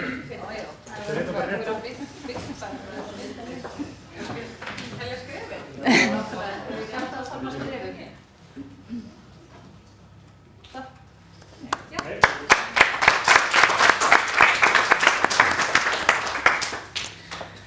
Ok, þá er einn gullmál eftir. Og það er síðast en ekki síst, veitum við Berglindi Helgadóttir, starfsmanni sjúkraþjálfara viðurkenningu fyrir frábært vinnuverndarstarf á Landspítala. Hún er láta störfum, því miður, eftir morgundaginn á Landspítala og þökkum henni fyrir gott starf í gegnum árin.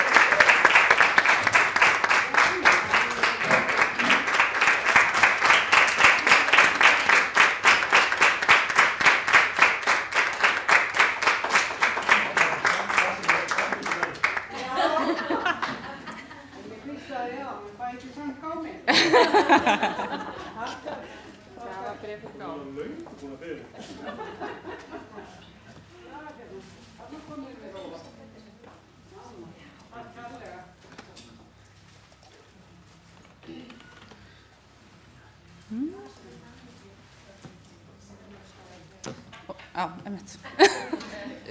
Já. Við vildum bara hafa smá umræður í lokin, það kannski myndust líka bara yfir daginn. Ef það er eitthvað sérstakt sem þið viljið nefna, hvort sem það er til okkar eða bara til almennt inn á spítalann. Sko við náttúrulega þurfum að fara, við erum með Já. þurfum í gangi, en bara miðlægur nota Já.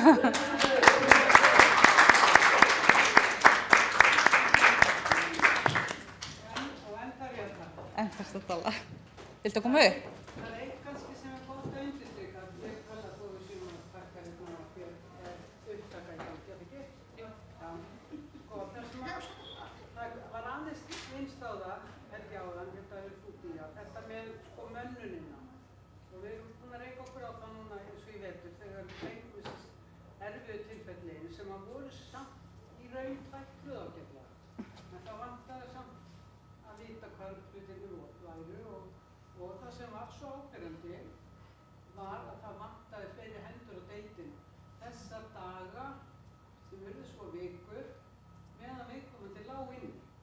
Eins og Fía lýsti, það sogaðist inn á þetta herbyggi. Það held að ég sé að hafa rétt eftir 3 teymi af Það voru kannski tvö tími. 2 af 4. Já, 2 af 4, já. Cirka. Í 1,5 tíma við umönnum þessa einstaklings, þá vitum við alveg hvað ekki gangi frammi. En minni þjónusta, meira óöryggi, meiri slysahættu og allt það. Þannig að við þurfum einhvern veginn að finna lausn á því að það sé hægt að fá fleiri hendur. Það búið að segja því megi kalla eftir aðstoð á næstu deginum. Jú, en það bara ekki raunveruleikinn, ekki sá að það sé hægt vegna þess að það líka vantar oft fleiri hendur. Það til alls konar módel, það svona púljur sko, við eigum svona yfirsett teymi, við dætti hvað það gæti verið frá samfélagi. Það sé ykkur púlja sem hægt að leita til með auka fólk. En það verður alltaf endart á því að verður fjármagn líka, kostar, en það verður bara kostar. Sem bara kostar. Hitt getur verið svo skotið dýrt, við illa fer. Þannig að við verðum að finna, mér finnst þetta eftir að vera verkefni samtíða fyrirtækjabankanum að það sé unnið með þetta líka. Svo þetta verður undirstrikað á þessum ágæta fundi. Ég held að, nákvæmlega, og ef við höfum ekki mannskap og búnað og við getum ekki sinnt fólkinu, ef að sjúklingarnir fá ekki þá umönnun sem að þeir þurfa, þá erum við að bæta í áhættuna á þrýstingsárum og byltum, sýkingum og öllu hinu. Og við vitum alveg hvað það kostar. Það kostar lengri legu og við vitum það bara einmitt náttúrulega eins og þið veit best hvað það kostar þegar eitt sjúklingur fyrir bakið, nei, eitt starfsmann fyrir bakið. Og ég held bara, og samlega þessu sko, við erum núna búin að búa til leiðbeiningar hagræðingu í rúmi, stól, fyrir, getum sagt sko, flesta.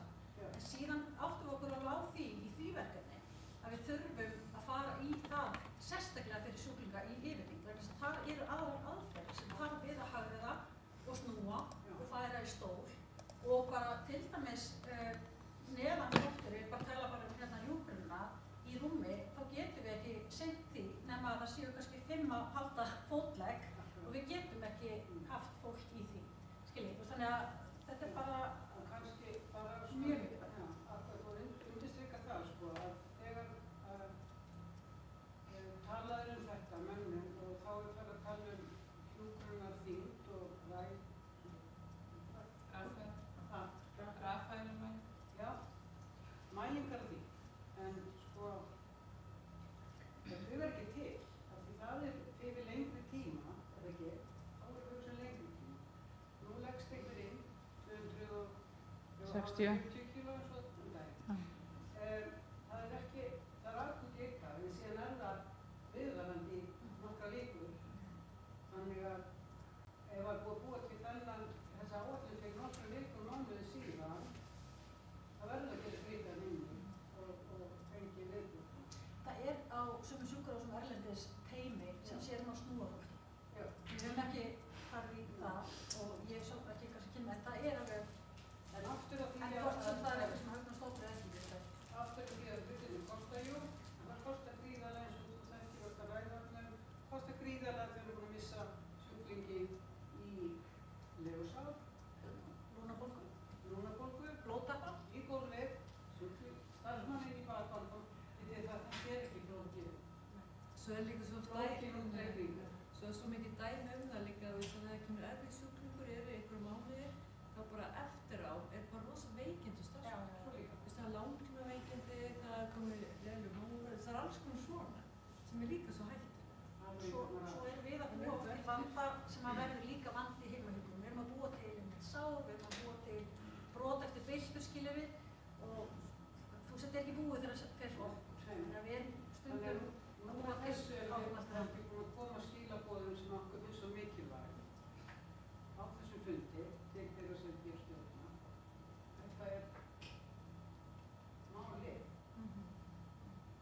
Þú maður laga þetta. Umræði búna. Kannski eitt að nefna að líka ef við fáum fólk með einhvers konar andlega skerðingu, þá verðum við að bregðast rétt við. Við náttúrulega komum inn og það var eiginlega raun ekki þyngdin í öðru tilvikinu sem var að vandamálið, heldur það var einhver þroskaskerðing og maður þarf þá bara að taka öðruvísi, þú veist, á málunum. Þú veist, maður talar öðruvísi, maður er kannski ekki að snerta eða gera eitthvað, maður verður að útskýra rosalega vel hvað þú ætlar að gera áður en þú hjálpar einstaklingum. Þú veist, ég ætla að snerta þig núna hér til þess að gera þetta. Það er bara rosalega mikilvægur punktur, af því að svo kom mjög reyndur hjúkrunarfræðingur sem hafði unnið mikið með einstaklinga með einhverjar andlegar eða þroskaskerðingar og það bara umbreytti dæminu.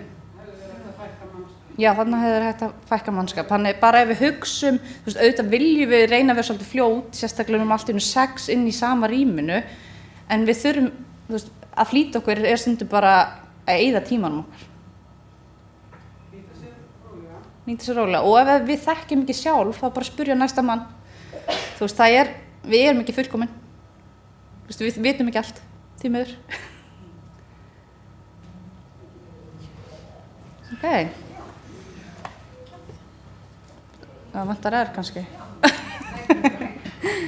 Ok. Já, takk í dag.